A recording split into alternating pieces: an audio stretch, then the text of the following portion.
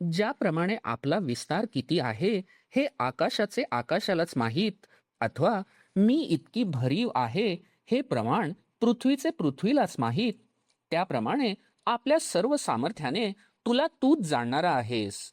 बाकी वेद आदिक जे इतर आहेत त्यांच्या मती आम्ही देवाच्या स्वरूपाला जाणतो अशी व्यर्थ बढाई मारतात. सर्वात चपळ असलेल्या मनालाही शर्यतीत कसे मागे टाकता येईल, वारा हाताने कसा मोजता येईल, मायेतून आपल्या बाहूंच्या जोरावर कसे पार पडता येईल, हे जसे असंभाव्य त्याप्रमाणे तुझे ज्ञान करून घेण्याची ही गोष्ट असंभवनीय आहे. म्हणूनच तुझे ज्ञान कोणालाही होत नाही. एवढ्याकरिता तुझ्या स्वरूपाचे ज्ञान करून घेण्याचे काम तुलाच शक्य आहे. तू आपल्या स्वरूपाला जाणतोस आणि ते ज्ञान दुसऱ्यास सांगण्यास देखील तूच समर्थ आहेस. तर आता एक वेळ माझ्या इच्छारूपी कपाळावरचा घाम पुसून टाक. हे प्राणीमात्रांची उत्पत्ती करणाऱ्या, त्रिभुवन रूपी हत्तीचा नाश करणाऱ्या सिंहा, सर्व देव व देवता यांना पूज्य असणाऱ्या, हे जगाच्या स्वामी श्रीकृष्णा, माझे बोलणे ऐक. जर तुझ्या स्वरूपाची थोरवी पाहू गेलो तर आम्ही तुझ्याजवळ उभे राहण्याच्या लायकीचे देखील नाही. म्हणून जर आम्ही तुला विनंती करण्यास घाबरलो तर तुझे स्वरूप जाणण्यास दुसरा उपाय उरला नाही. जिकडे तिकडे सर्व बाजूंना नद्या व समुद्र तुडुंब भरलेले असले तरी ते चातकाला कोरडे ठणठणीत असल्यासारखेच आहेत. कारण ज्या वेळेला खास मेघातून थेंब पडतील त्या वेळेलाच त्याला पाणी मिळणार. त्याप्रमाणे देवा, गुरु घरोघरी आहेत, परंतु कृष्णा, आम्हाला तूच एक आश्रयाचे ठिकाण आहेस. महाराज, सर्व विभूती आपल्याच आहेत, परंतु दिव्य शक्तीने व्याप्त असलेल्या अशा ज्या आपल्या विभूती आहेत त्या आपण मला दाखवाव्यात. विभूतींनी सर्व लोकांना व्यापून टाकलेले आहे त्या मुख्य मुख्य व नामांकित विभूती आपण सांगाव्या. कृष्णा, तुला मी जाणावे कसे व काय म्हणून नेहमी चिंतन करावे? कारण तूच सर्व आहेस असे जर म्हटले तर चिंतनच घडणार नाही. म्हणून मागे ज्या आपल्या विभूती तू थोडक्यात सांगितल्यास त्याच आता एक वेळ विस्ताराने सांग. ज्या ज्या विभूतींच्या ठिकाणी तुझे स्मरण होण्याला मला अडचण पडणार नाही तो आपला विभूती योग तू मला स्पष्ट करून दाखव. या प्रसंगी वारंवार तेच काय सांगायचे असा विचार जर तुझ्या मनात येईल तर तो येऊ देऊ नकोस. महाराज, सामान्य असलेले अमृतही प्यावयास लागले असता नको म्हणवत नाही. जे अमृत कालकूट विषाचे सख्खे भावंड आहे व जे अमृत मृत्यूच्या भीतीने देव प्यायले तरी सुद्धा ब्रह्मदेवाच्या एका दिवसात 14 इंद्र होऊन जातात. असा एक क्षीर समुद्रातील रस ज्याला व्यर्थच अमृतपणाचा आळ आला आहे त्याची गोडी देखील सेवन करणाऱ्याला आता हे पुरे असे म्हणू देत नाही.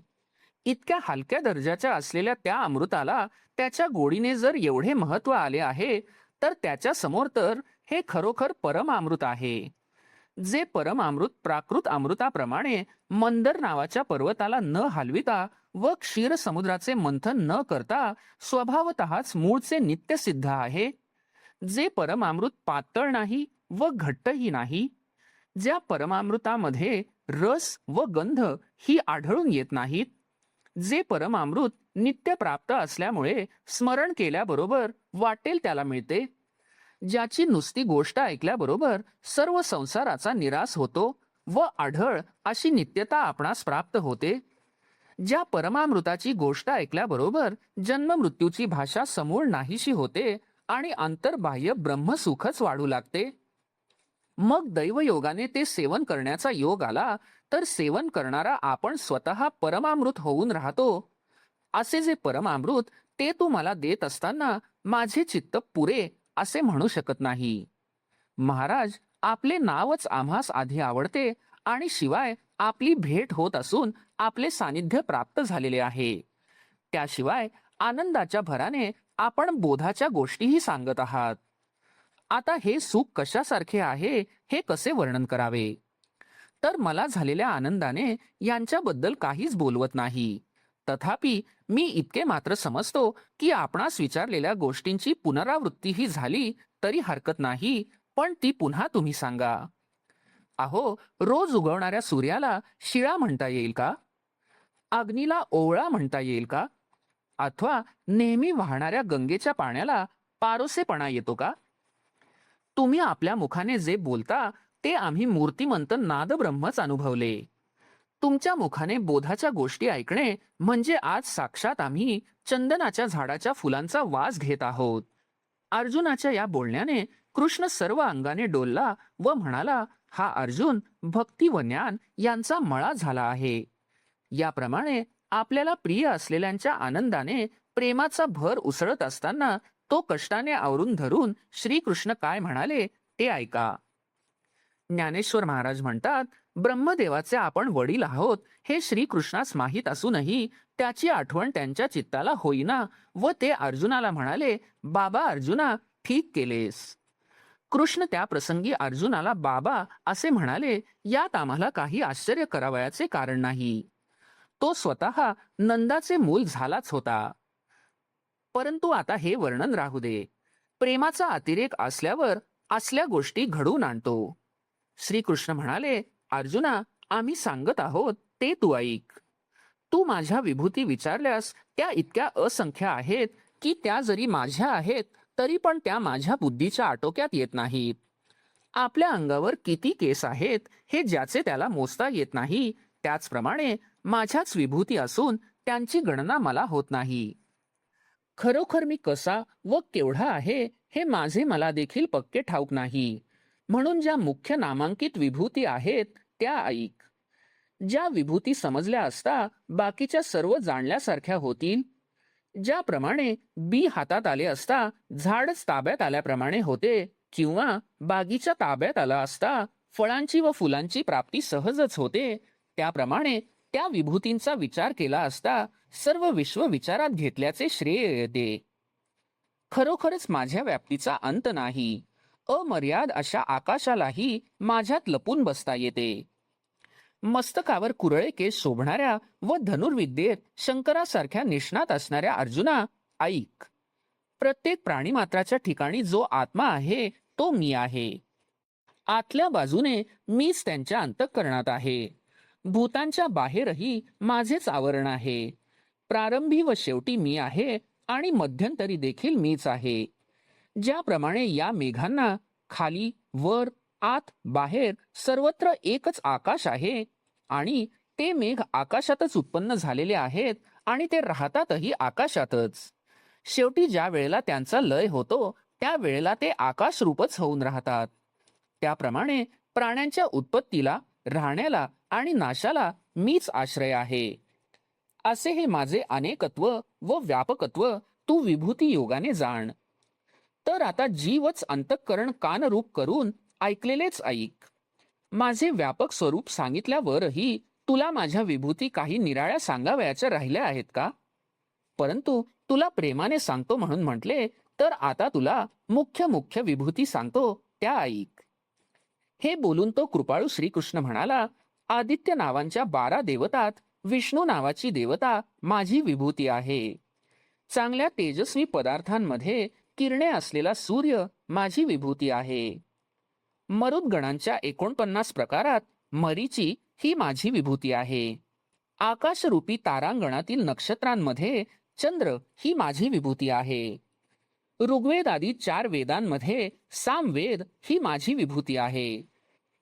देवांमध्ये मरुद्गणांचा भाऊ महेंद्र तो मी आहे. इंद्रियांमध्ये 11वे असणारे जे मन ती माझी विभूती आहे असे समज.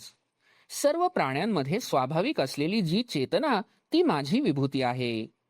सगळ्या रुद्रांमध्ये कामाचा शत्रू जो शंकर ती माझी विभूती आहे. यक्ष राक्षसांच्या समुदायामध्ये शंकराचा परम मित्र असलेला जो कुबेर ती माझी विभूती आहे. 8 वसूंमध्ये जो अग्नी ती माझी विभूती आहे. मोठाली शिखरे असलेल्या पर्वतात सर्वांपेक्षा उंच असणारा जो मेरू पर्वत ती माझी विभूती आहे. जो स्वर्गाच्या राज्याला सहाय्य करणारा आहे आणि जो सर्वज्ञतेमध्ये अग्रगण्य आहे असा जो कुलोपाध्यायांमध्ये श्रेष्ठ असलेला बृहस्पती तो माझी विभूती आहे. शंकराच्या वीर्यापासून अग्नीच्या संगतीने कृत्तिकांच्या ठिकाणी उत्पन्न झालेला जो कार्तिक स्वामी तो त्रिभुवनातील सेनापतींमध्ये माझी विभूती आहे. सर्व जलाशयांमध्ये पाण्याचा मोठा साठा असणारा जो समुद्र ती माझी विभूती आहे. महर्षींमध्ये तपाचा राशी जो भृगू ती माझी विभूती आहे. सर्व वाणींमध्ये ज्या अक्षरात सत्याचा उत्कर्ष असतो ते एक अक्षर ओम मी आहे. या मृत्यूलोकामध्ये कर्माच्या त्यागात ओंकार आदिकांच्या योगाने ज्यास उत्पन्न करतात तो जपरूप यज्ञ सर्व यज्ञांमध्ये माझी विभूती आहे. नाम जप यज्ञ हा श्रेष्ठ आहे. या स्नान आदी कर्मे अडकवू शकत नाहीत. नामाने धर्म व अधर्म पवित्र होतात आणि वेदाच्या अर्थाने नाम हे परब्रह्म आहे. अचळ असलेल्या मोठ्या पर्वतात पुण्याचा केवळ राशी जो हिमालय ती माझी विभूती आहे. कल्पवृक्ष, पारिजातक वृक्ष आणि गुणांनी अतिशय प्रसिद्ध असलेले चंदन हे जरी श्रेष्ठ वृक्ष आहेत तरी या सर्व वृक्षांमध्ये जो पिंपळ ती माझी विभूती आहे. देव ऋषींमध्ये जो नारद ती माझी विभूती आहे असे समज. सर्व गंधर्वांमध्ये चित्ररथ नावाचा गंधर्व माझी विभूती आहे. या संपूर्ण सिद्धांमध्ये कपिलाचार्य ही माझी विभूती आहे. प्रसिद्ध असलेल्या सर्व घोड्यांमध्ये 14 रत्नातील एक जो उच्चैही श्रवा नावाचा घोडा ती माझी विभूती आहे. राज्याचे भूषण असलेल्या हत्तींमध्ये जो ऐरावत ती माझी विभूती आहे. तो देवांनी मंथन केलेला क्षीर समुद्रातून अमृताबरोबर निघाला. ज्याला सर्व लोक प्रजा म्हणून कर भार देतात असा जो या सर्व मनुष्यांमध्ये राजा आहे ती माझी विभूती आहे. सर्व हत्यारांमध्ये जे 100 यज्ञ करून पार पडलेल्या इंद्राच्या हातात असते ते वज्र माझी विभूती आहे. सर्व गायींमध्ये स्वर्गातील कामधेनू ही माझी विभूती आहे. जन्म देवविणाऱ्यांमध्ये काम तो मी आहे असे समज. सापांच्या कुळामध्ये मुख्य असलेला जो वासुकी नावाचा साप तो माझी विभूती आहे. सर्व नागांमध्ये अनंत नावाचा नाग ती माझी विभूती आहे. जलचरांमध्ये पश्चिम दिशारूप तरुण स्त्रीचा स्वामी जो वरुण तो मी आहे. सर्व पितरांच्या समुदायांमध्ये आर्यमा नावाची पितृदेवता आहे ती माझी विभूती आहे. जगाची शुभ अशुभे पुण्य पापे जे लिहितात, प्राण्यांच्या मनाचा जे झाडा घेतात, मग जशी कर्मे केली असतील त्याला अनुरूप जे भोगाचे नियंते होतात, त्या निग्रह अनुग्रह करणाऱ्यांमध्ये सर्व कर्मांचा साक्षी जो यमधर्म तो मी आहे. राक्षसांच्या कुळामध्ये जो प्रल्हाद आहे ती माझी विभूती होय. आसुरी स्वभावादिकांच्या संसर्गाने म्हणूनच तो लिप्त झाला नाही. ग्रासणाऱ्यांमध्ये महाकाळ ही माझी विभूती आहे. हिंस्त्र पशूंमध्ये जो सिंह ती माझी विभूती आहे असे समज. सर्व पक्षांमध्ये गरुड ही माझी विभूती आहे आणि म्हणूनच तो आपल्या पाठीवर मला धारण करू शकतो. पृथ्वीच्या विस्तारामध्ये एक क्षण देखील न लावता एका उडीसरशी पृथ्वीच्या विस्तारातील 7ही समुद्रांना जो प्रदक्षिणा करतो त्या अत्यंत वेग असलेल्यांमध्ये जो वारा आहे तो माझी विभूती आहे. सर्व शस्त्रधाऱ्यांमध्ये जो श्रीराम तो माझी विभूती आहे.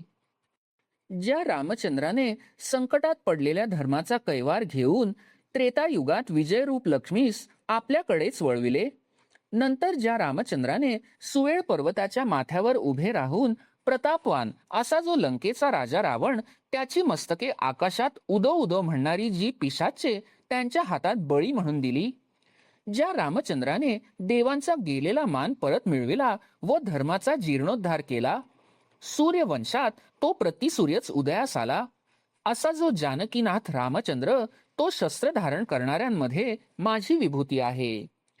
जलचरांमध्ये शेपूट असलेला मकर ही माझी विभूती आहे.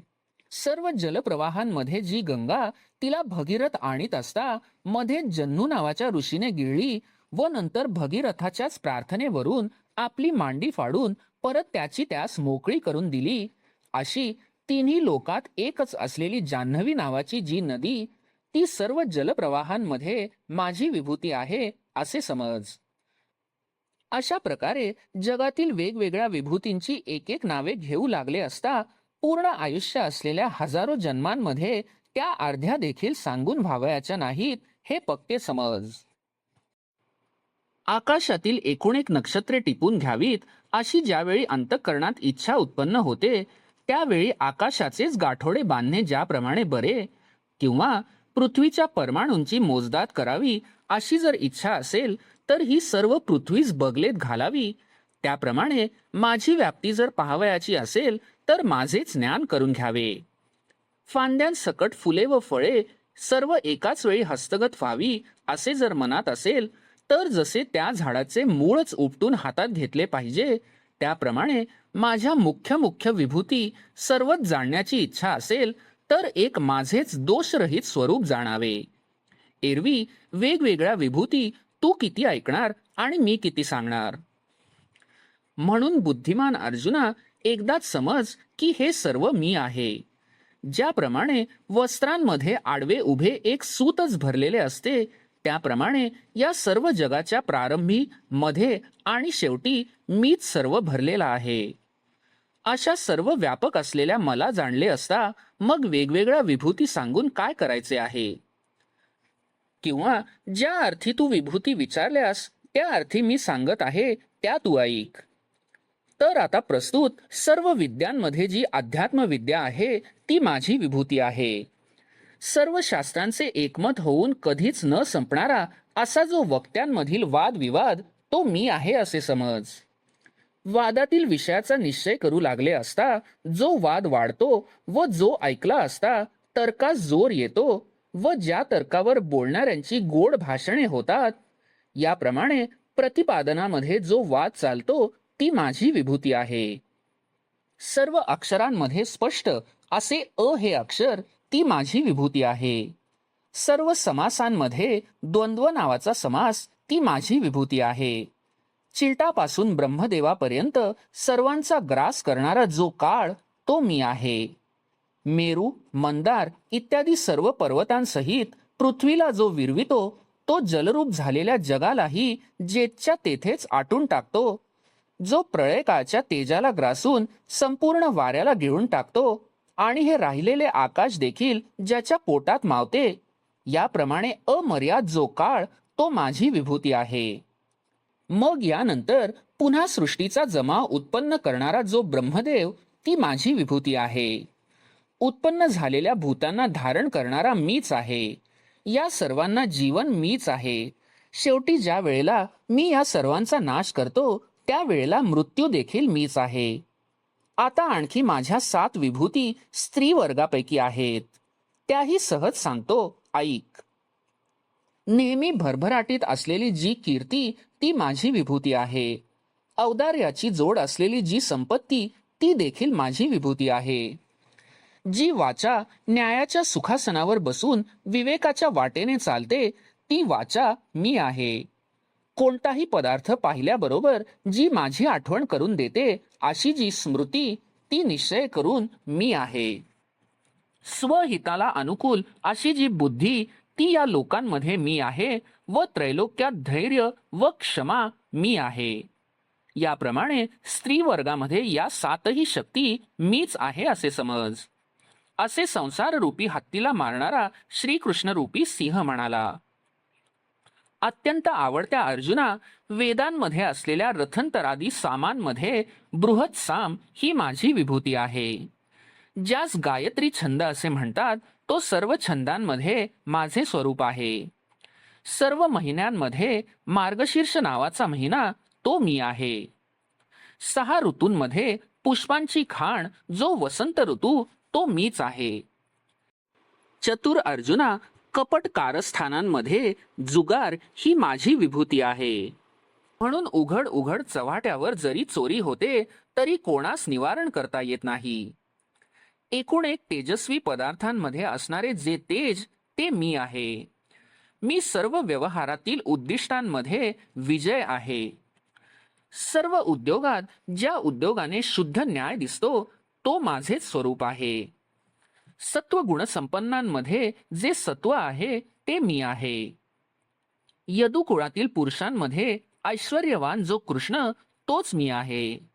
जो देवकी वसुदेवापासून जन्मास आलेला व योगमाया नावाच्या यशोदेच्या मुलीच्या बदली गोकुळात गेलेला त्या मी कृष्णाने पूतना राक्षसीचे तिच्या प्राणांसह शोषण केले.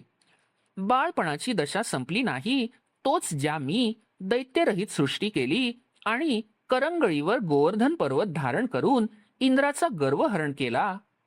यमुनेच्या हृदयात काट्याप्रमाणे सळणारा जो कालिया नाग होता त्याचा नाश केला. ज्या मी दावाग्नीपासून जळत असलेल्या गोकुळाचे रक्षण केले. ब्रह्मदेवाने गायी वासरे व गोपाळ यांचे हरण केले असता स्वतः दुसरे गायी गोपाळ व वासरे इत्यादी आपण बनून ब्रह्मदेवास वेड लावले. बाल्यावस्थेच्या सुरुवातीलाच कंसासारखी अचाट मोठाली धेंडे अकस्मात सहज नाहीशी केली. आता हे एक एक वेगवेगळे किती सांगणार. हे सर्व तू देखील पाहिलेले व ऐकलेले आहेस. तर यादवांमध्ये हेच कृष्ण माझे स्वरूप आहे असे समज. सोमवंशामधील तुम्हा पांडवांमध्ये जो तू अर्जुन तो मी आहे असे समज. म्हणून तुमच्या आमच्या परस्परांमधील स्नेहसंबंधामध्ये बिघाड येत नाही. या लोकांमध्ये तू संन्याशी होऊन माझी बहीण चोरून नेलीस तरी माझ्या मनात काही विकल्प उत्पन्न झाला नाही, कारण मी व तू दोघेही एकरूपच आहोत. सर्व मुनींमध्ये जे व्यासदेव ती माझी विभूती आहे. मोठमोठ्या पारदर्शी लोकांमध्ये धैर्यवान शुक्राचार्य माझी विभूती आहे. अर्जुना, नियमन करणाऱ्यांमध्ये जे मुंगीपासून ब्रह्मदेवापर्यंत सर्वांचे सारखे नियमन करते ते अनिवार्य शासन ही माझी विभूती आहे असे समज. सारासार विचार करणाऱ्या व धर्माच्या ज्ञानाचा पक्ष धरणाऱ्या सगळ्या शास्त्रांमध्ये नीतिशास्त्र ते मी आहे. सर्व गुह्यांमध्ये मौन ते मी आहे. म्हणून न बोलणाऱ्यांपुढे ब्रह्मदेवही अज्ञानी होतो. ज्ञानवान पुरुषाच्या ठिकाणी असणारे जे ज्ञान ती माझी विभूती आहे. आता हे राहू दे, या विभूतींचा काही अंतच दिसत नाही. अर्जुना, पावसाच्या धारांची गणना करता येईल का? अथवा पृथ्वीवर उगवणाऱ्या गवताचे अंकुर किती आहेत याचा निश्चय करता येईल का? महासागराच्या लाटांची गणती ज्याप्रमाणे ठेवता येणार नाही त्याप्रमाणे माझ्या विशेष विभूतींना मोजमाप नाही. माझ्या मुख्य विभूतींना पार नाही असे जरी आहे तरी तुझ्या विचारण्यावरून आम्ही तुला 75 मुख्य विभूती सांगितल्या. पण हे आमचे जे थोडक्यात विभूती सांगणे ते आमच्या मनाला वरवरचे वाटले. बाकीच्या आमच्या विभूती विस्ताराला येथे मुळीच काही मर्यादा नाही. म्हणून आम्ही सांगणार तरी किती व तू ऐकणार तरी किती.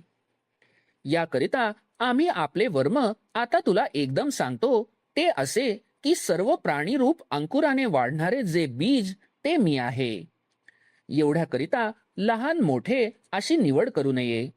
अधिक उणी योग्यतेची कल्पना सोडून द्यावी व जेवढ्या म्हणून वस्तू आहेत त्या मीच एक आहे असे समजावे. अर्जुना, यापेक्षाही सर्वसामान्य आणखी खूण आहे ती ऐक. त्यावरून ती माझी विभूती आहे असे तू समज. ज्या ज्या पुरुषाच्या ठिकाणी ऐश्वर्य आणि दया ही दोन्ही राहावयास आलेली असतील तो तो पुरुष माझी विभूती आहे असे समज. सूर्यबिंब जसे आकाशात एकटे एकच असते पण त्याचा प्रकाश त्रैलोक्यात पसरतो, त्याप्रमाणे या एका पुरुषाची आज्ञा सर्व लोक मानतात. त्या पुरुषांना तू कदाचित एकटे असे म्हणशील तर असे म्हणू नकोस. ते निर्धन आहेत असे समजू नकोस. जरी त्यांच्याजवळ साधने प्रत्यक्ष दिसली नाहीत तरी ती त्यांच्या अंगभूत आहेतच. कामधेनू बरोबर सर्व सामग्री चालत असते का? तिच्याजवळ जो जे जेव्हा मागेल ते ती एकदम प्रसवू लागते. त्याप्रमाणे विश्वातील ऐश्वर्ये त्यांच्या अंगभूत होऊन राहतात. त्यांना ओळखावयाची खूण हीच की त्यांची आज्ञा जगाला शिरसावंद्य असते. बुद्धिवान अर्जुना, असे जे आहेत ते माझे अवतार समज. आता हे संपूर्ण विश्व मीच आहे म्हणून या विश्वात एक साधारण व एक मुख्य अशी निवड करणे म्हणजे मोठे पाप आहे. तर आता एक साधारण व एक चांगला असा भेद कसा कल्पावा? आपल्याच बुद्धीने माझ्या ठिकाणी भेदाचा कलंक व्यर्थ का लावावा? नाहीतर तूप कशाला घुसळावयाचे? अमृताला शिजवून काय म्हणून अर्धे करावयाचे? वाऱ्याला उजवे व डावे असे वेगवेगळे अंग आहे का? सूर्यबिंबाला पोट पाठ आहे का? म्हणून पाहावयास गेले तर आपल्याच दृष्टीचा बिघाड होईल. त्याप्रमाणे माझ्या स्वरूपाच्या ठिकाणी सामान्य विशेषाची नुसती गोष्टही नाही. वेगवेगळ्या विभूतींद्वारा अमर्याद जो मी, त्या मला किती मोजशील? यास्तव अर्जुना, फार बोलून काय करावयाचे आहे? हा विभूती जाणण्याचा प्रकार राहू दे. माझ्या एकाच अंशाने हे सर्व जग व्यापलेले आहे. याकरिता आता भेदभावना टाकून ऐक्य दृष्टीने मला सर्व ठिकाणी सारखे भज. ज्ञानी पुरुषरूपी वनाचा वसंत व वैराग्यशील पुरुषांचे एकनिष्ठेचे ठिकाण असे जे श्रीमंत श्रीकृष्णदेव याप्रमाणे बोलले. तेव्हा अर्जुन म्हणाला, महाराज, भेद हा एक वेगळा असून त्यास टाकणारे आम्ही एक वेगळे असे आपण अविचाराने बोललात. सूर्य काही लोकांना असे म्हणतो का, मला यावयाचे आहे म्हणून तुम्ही अंधाराला बाजूला सारा. सूर्यापुढे जसा अंधार नाहीसा होतो तसा तुमच्या स्वरूपापुढे भेद नाही असे असून तुम्ही भेद टाक म्हणून अविचाराने सांगता. पण तुम्हाला दांडगे कसे म्हणावे, कारण तो अधिक प्रसंग होतो. कोणत्याही वेळी तुझे नावच ज्यांच्या मुखात येईल अथवा कानावर पडेल त्यांच्या अंतःकरणाला भेद खरोखर टाकून पळतो.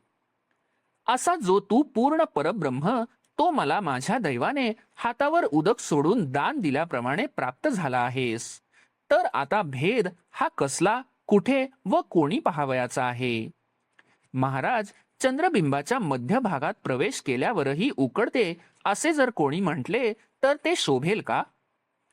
परंतु श्रीकृष्णा, आपण आपल्या मोठेपणात असे बोलत आहात.